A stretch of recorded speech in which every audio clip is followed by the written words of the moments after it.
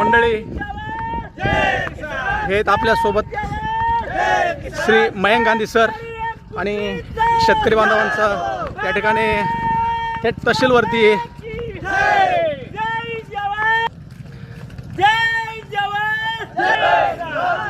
थेट परळीवरनं आपल्या सोबत मयंक गांधी सर आहेत।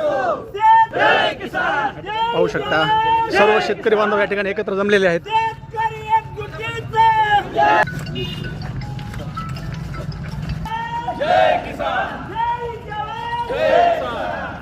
हे आहे परळी तहसील कार्यालय आणि थेट परळी तहसील कार्यालयावर या ठिकाणी शेतकरी बांधवांचा मोर्चा।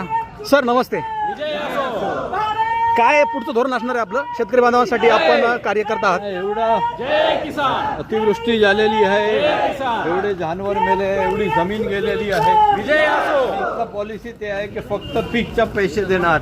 एवढी जमीन वाहून गेली, माती वाहून गेली, त्याच्या कोण पैसे देणार? शेतकरी बांधवांचा मशी हा असं आपल्याला महाराष्ट्रामध्ये अनेक वेळेस पाहायला भेटते किंवा ऐकायला भेटले।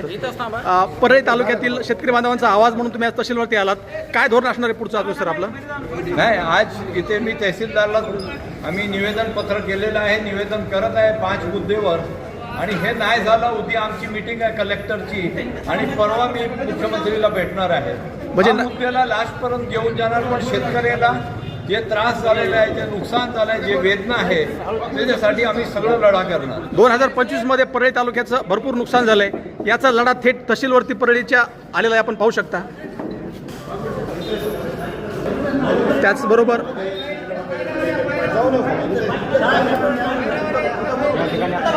असंख्य शेतकरी बांधव आपल्या सोबत या ठिकाणी जोडले गेलेले आहेत। त्याचबरोबर काका आपल्या सोबत आहेत। काय काका पुढचं काय धोरण असणार आहे तुमचं? निश्चितपणानं जर शेतकऱ्याला न्याय नाही मिळाला ती एकजूट कलेक्टर ऑफिसवर धडकल।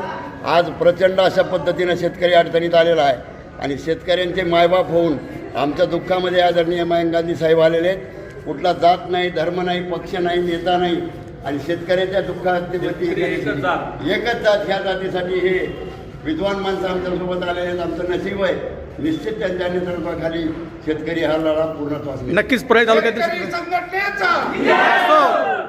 काही नेतृत्व नाही, आपण सगळे एकजूट होऊन लढणार। मी कोण नेता नाही, आपण सगळेच नेता आहे। सगळे काय